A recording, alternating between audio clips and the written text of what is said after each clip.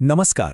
चला, आज भारतातल्या एका अशा चळवळीबद्दल बोलूया जी लोकशाही आणि समानतेच्या पायावर उभी राहिली होती, जिने देशाच्या आर्थिक विकासाचं एक मोठं स्वप्न पाहिलं होतं.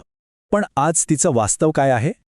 आज आपण प्राध्यापक सुभाष जगताप यांच्या विश्लेषणातून भारतातील सहकारी संस्थांच्या याच स्वप्नाचा आणि त्याच्या वास्तवाचा शोध घेणार आहोत. हे चित्र बघा, हेच तर आहे सहकार चळवळीचं मूळ. एकत्र येणं, एकमेकांना मदत करणं आणि सगळ्यांनी मिळून पुढे जाणं, हा पाया होता. पण या सुंदर चित्रामागे काही वेगळंच वास्तव दडलेलं आहे का? चला जरा खोलात जाऊन पाहूया. प्राध्यापक जगताप यांचं हे वाक्य किती महत्वाचं आहे. लोकशाही हा आजच्या जीवनाचा मंत्र आहे. आणि खरं तर हाच मंत्र सहकारी संस्थांचाही आत्मा असायला हवा होता. तर मग या संस्थांची मूळ संकल्पना होती तरी काय? म्हणजे कागदावर तरी ती कशी दिसायला हवी होती? अगदी सोप्या भाषेत सांगायचं झालं तर सहकारी संस्था म्हणजे सदस्यांनी सदस्यांसाठी चालवलेली एक संस्था. मालक कोण? तर सदस्यच. आणि तिचा मुख्य उद्देश काही मोठा नफा कमावणं नाहीये, तर सदस्यांच्या आर्थिक आणि सामाजिक गरजा पूर्ण करणं हा आहे. आणि ही संस्था चालते कशी?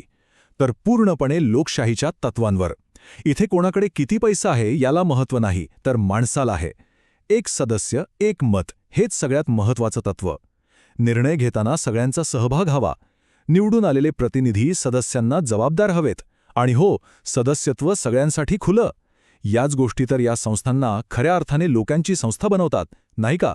आणि ही काही काल परवा सुरू झालेली गोष्ट नाहीये. भारतात या चळवळीला 100 वर्षांपेक्षा जास्त जुना कायदेशीर इतिहास आहे. 1904 मध्ये पहिला कायदा आला आणि त्यानंतर वेळोवेळी त्यात सुधारणाही झाल्या. म्हणजे विचार करा, सरकारसाठी सुद्धा ही चळवळ किती महत्वाची मानली जात होती. आता येऊया या विश्लेषणाच्या सगळ्यात महत्त्वाच्या भागाकडे. एकीकडे ही आदर्श तत्व आणि दुसरीकडे जमिनीवरचं कठोर वास्तव. तर पहिला आणि सगळ्यात मोठा आदर्श होता समानता. प्रत्येक सदस्य बरोबरीचा, प्रत्येकाच्या मताला समान किंमत. पण प्रत्यक्षात काय झालं? बरोबर उलटं. समानता तर दूरच राहिली, उलट काही मोजक्या शक्तिशाली लोकांचं वर्चस्व निर्माण झालं. जिथे सगळ्यांचा आवाज ऐकायला हवा होता, तिथे फक्त मूठभर लोकांचंच राज्य सुरू झालं. दुसरा मोठा आदर्श होता स्वावलंबनाचा.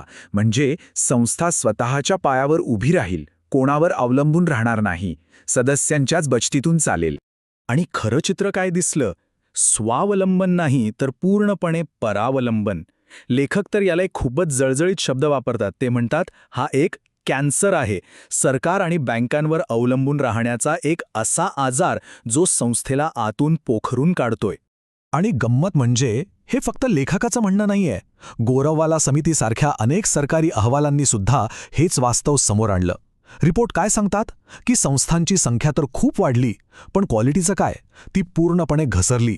संस्था मूळ उद्देशच विसरून गेल्या की एकमेकांना मदत करायची आहे.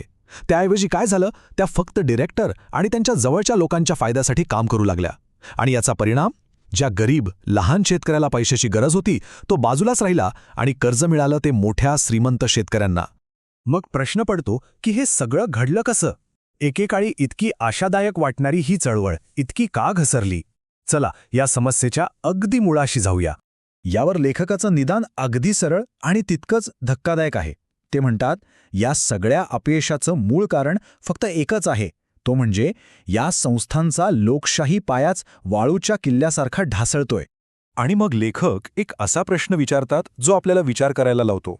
ते विचारतात, जर परिस्थिती अशी असेल तर ही सहकार चळवळ पुढे कशी जाणार? खरंच हा एक खूप मोठा प्रश्न आहे. बरं, समस्या तर समजली, पण यावर उपाय काय? इथे लेखक एका अशा व्यक्तीकडे लक्ष वेधतात ज्याचा आपण कदाचित विचारही केला नसेल. एक अनपेक्षित नायक. एक उत्तर पटकन डोक्यात येतं की सरकारने लक्ष घालावं, सहकार खात्यानं कडक देखरेख ठेवावी.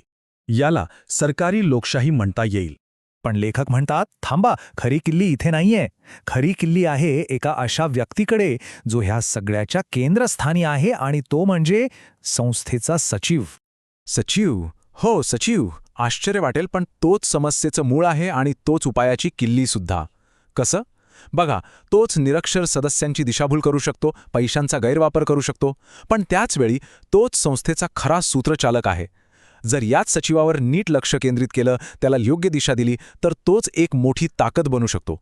तोच लोकशाही निर्णय प्रत्यक्षात आणू शकतो, सदस्यांना शिकवू शकतो आणि संस्थेला पुन्हा रुळावर आणू शकतो. मग या सचिवांना बदलायचं कसं? लेखकाने यासाठी एक 3 सूत्री कार्यक्रम दिलाय. पहिलं, त्याला चांगला पगार द्या. दुसरं, त्याला चांगलं व्यावसायिक प्रशिक्षण द्या, जेणेकरून त्याला त्याचं काम आणि जबाबदारी कळेल. आणि तिसरं आणि सगळ्यात महत्त्वाचं, संस्थेच्या कामात त्याच्या भूमिकेला मान द्या, महत्त्व द्या. त्याला समस्येचा भाग न मानता उपायाचा केंद्रबिंदू बनवा. आणि लेखकाचं हे विश्लेषण किती दूरदृष्टीचं होतं याचा पुरावा आपल्याला अगदी अलीकडच्या काळात मिळतो. 2011मध्ये जे 97वी घटना दुरुस्ती झाली ती याच सगळ्या समस्यांवर उत्तर शोधण्याचा एक प्रयत्न होता. याच दुरुस्तीमुळे सहकारी संस्था स्थापन करणं हा एक मूलभूत अधिकार बनला आणि त्यांच्या लोकशाही कारभाराला मजबूत करण्यासाठी तरतुदी केल्या गेल्या. पण इतकं सगळं होऊनही शेवटी एक प्रश्न तसाच राहतो.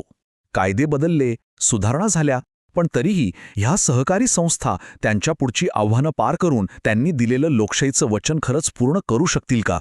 या एका प्रश्नाच्या उत्तरात आपल्या देशाच्या ग्रामीण अर्थव्यवस्थेचं भवितव्य दडलेलं आहे.